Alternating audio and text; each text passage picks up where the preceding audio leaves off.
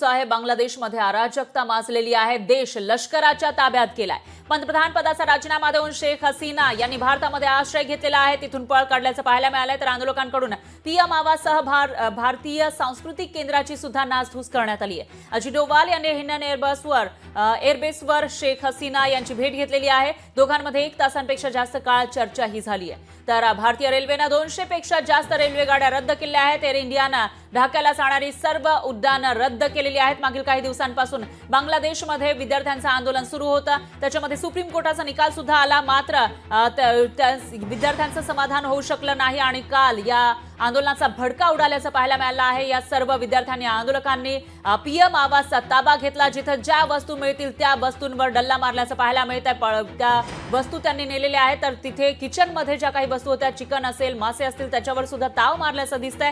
तर पीएम आवासमध्ये असलेल्या शेख हसीना यांच्या साड्या असतील, इतर वस्तू असतील, पेंटिंग, त्याही उचलून नेल्याचं पाहायला मिळालं. अशा पद्धतीनं बांगलादेश जो भारताचा शेजारील देश आहे त्या ठिकाणी अराजकता माजलेली आहे आणि हा देश लष्कराच्या ताब्यात गेलेला आहे. तर पंतप्रधान पदाचा राजीनामा देऊन शेख हसीना यांनी भारतामध्ये आश्रय घेतलाय. त्यामुळे अस्थिरता सध्या बांगलादेशमध्ये पाहायला मिळते. आता याचे परिणाम भारतावर नेमके काय होणार, पुढे नेमकं बांगलादेशचं काय होणार, याविषयी अनेक प्रश्न उपस्थित होत आहेत.